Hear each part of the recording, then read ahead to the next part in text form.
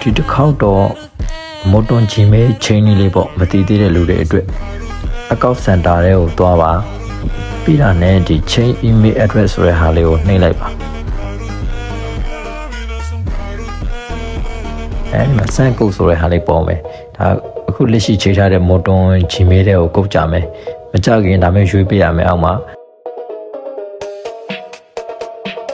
ပေါ်လာတဲ့အတိုင်းလေးအစင်လိုက်လေးပဲရွေးပေးနော်ပြီးရင်ကုတ်ကြမယ်ပေါ့ကုတ်ကြတဲ့ဟာကိုကုတ်ကလေးကိုရိုက်ထည့်လိုက်တာနဲ့ဒါမျိုးပေါ်မယ်ပေါ်လာတဲ့အချိန်မှာအပေါ်ကနေဒါကိုပြောင်းခြင်းတဲ့ Gmail အသက်ပေါ့တစ်ခုခုကျွန်တော်တို့ဥပမာဒီမှာဥပမာတစ်ခုရိုက်ပြပေးထားတယ်ပြီးတာနဲ့ send ကုတ်လေးနှိပ်လိုက်ပါအဲ့ဒီ Gmail အသက်ထဲကိုကုတ်ကြလိမ့်မယ်ဗျအကုတ်ကလေးကိုရိုက်ပြီးတော့ confirm လေးနှိပ်လိုက်တာနဲ့ကျွန်တော်တို့အဆင်ပြေသွားပြီပေါ့ Gmail ချင်းသွားပြီပေါ့အဆင်ပြေမယ်လို့ထင်ပါတယ်ဗျအဆင်ပြေရင်အကောက်ကလေးကို follow လုပ်ခဲ့ဖို့လည်းတောင်းဆိုချင်ပါတယ်ဗျနောက်ထပ်ဘလို့အကြောင်းအရာမျိုးလေးတွေတင်ပေးရအောင်မလဲပေါ့ညီကိုတို့သိချင်တဲ့ဟာလေးတွေကိုလည်း comment မှာရေးခဲ့လို့ရပါတယ်